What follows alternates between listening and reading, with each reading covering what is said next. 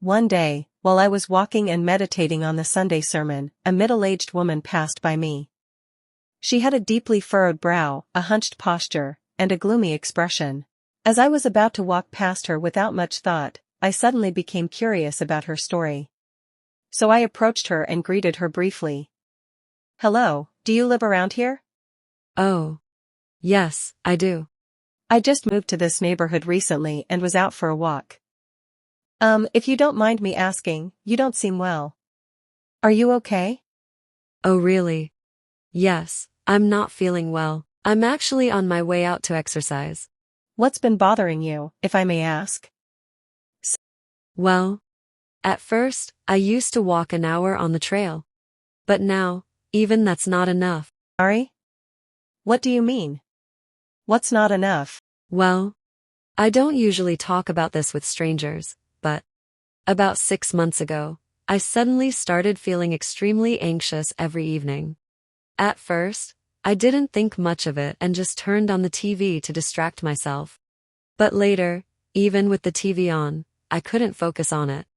The anxiety was overwhelming, to the point that I felt like I couldn't breathe. So I started exercising. Walking on the trail for an hour made me sweat and feel a bit better. But then the anxiety started creeping back, so I gradually increased the time I walked and exercised. Now, I walk almost 5 to 6 hours a day. Still, the anxiety hasn't gone away. The doctors can't figure it out, and the psychiatric medication only works for a little while.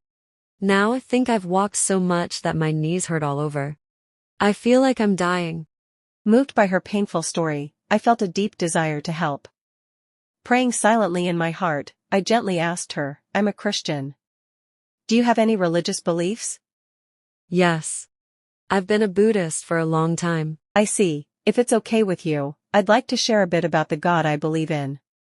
And since you're unwell, I'd love to pray for you." Oh, yes please. I'd be truly grateful if you would pray for me. Almost on the verge of tears, she listened as I shared the gospel of Jesus Christ with her.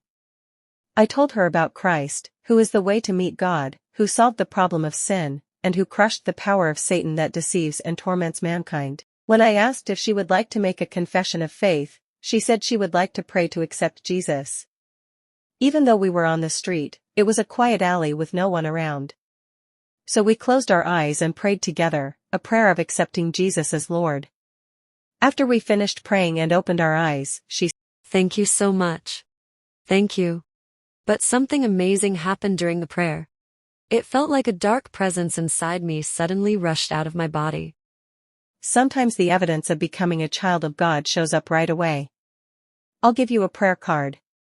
You can read it every morning and evening, or whenever you feel anxious." I gave her the prayer card I always carry with me. We exchanged contact information and agreed to have a worship service at her home a week later. When I visited her the next week, she greeted me warmly at the door and said, "Oh, I'm so thankful. It's amazing. The symptoms are gone." In all my ministry, this was the first time I had seen such immediate evidence. Later, due to circumstances, we lost contact. But she eventually informed me that she had decided to attend a nearby church with her grandson, who was struggling with game addiction. Everyone, without exception, has problems they cannot talk about. But no one can clearly explain the root cause or offer a real solution, so people fall deeper into suffering, isolation, and hiding. Even celebrities and public figures are no exception. In fact, their isolation is often more severe, only no one sees it. Jesus Christ, who died on the cross and rose again 3 days later, is the solution to every problem.